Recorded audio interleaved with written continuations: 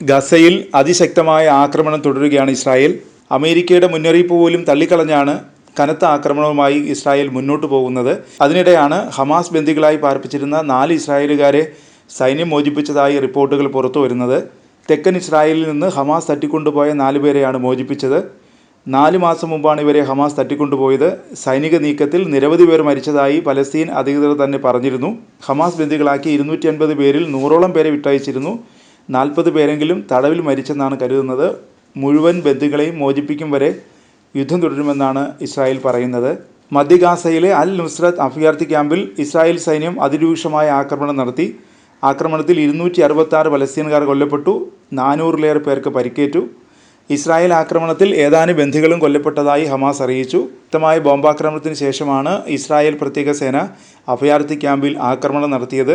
ജനത്തിരക്കേറിയ മാർക്കറ്റിലും സമീപത്തെ പള്ളിയിലും ബോംബിട്ടു. 4 ബന്ദികളെ മോചിപ്പിക്കാനായി ഇസ്രായേൽ 100 കണക്കിന് പലസ്തീൻകാരെ കൂട്ടക്കൊല ചെയ്തെന്ന് പലസ്തീൻ കുറ്റപ്പെടുത്തി. മധ്യ ഗാസയിലെ അൽ അക്സ ആശുപത്രിയിൽ എത്തിച്ച മരിച്ചവരിലും പരിക്കേറ്റവരിലും കുട്ടികളും സ്ത്രീകളുമാണ് കൂടുതലെന്ന് അധികൃതർ പറഞ്ഞു.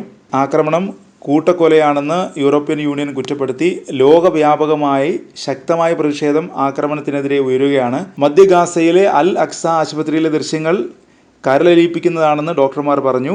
ആശുപത്രി കശാപ്പുശാലയാണോ എന്ന് സംശയിച്ചു പോകുമെന്നാണ് ഡോക്ടർമാരിൽ ഒരാളെ ഉദ്ധരിച്ച് അൽ ജസീറ റിപ്പോർട്ട് ചെയ്യുന്നത്.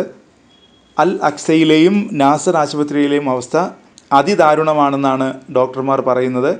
4 ബന്ദികളെ മോചിപ്പിക്കാൻ ഇസ്രായേൽ കൂട്ടക്കുരുതി നടത്തിയതാണ് പ്രതിഷേധമുയർത്തുന്നത്. ആക്രമണത്തിൽ ഒരു ഇസ്രായേലി ഓഫീസറും കൊല്ലപ്പെട്ടു. നുസ്രത്തിൽ നടത്തിയ ആക്രമണത്തിൽ ബന്ദികളും കൊല്ലപ്പെട്ടതായി ഹമാസിന്റെ സൈനിക വക്താവ് അറിയിച്ചു. എന്നാൽ എത്ര പേർ കൊല്ലപ്പെട്ടു തുടങ്ങിയ വിവരങ്ങളൊന്നും വെളിപ്പെടുത്തിയിട്ടില്ല. അതിനിടെ യുദ്ധത്തിൽ ഗാസയിൽ കൊല്ലപ്പെട്ട പലസ്തീൻകാരുടെ എണ്ണം 36,801 പേരായി. 83,680 പേർക്ക് പരിക്കുപറ്റി. ഹമാസിന്റെ ആക്രമണത്തിൽ ഇസ്രായേൽ 1,139 പേരാണ് കൊല്ലപ്പെട്ടത്.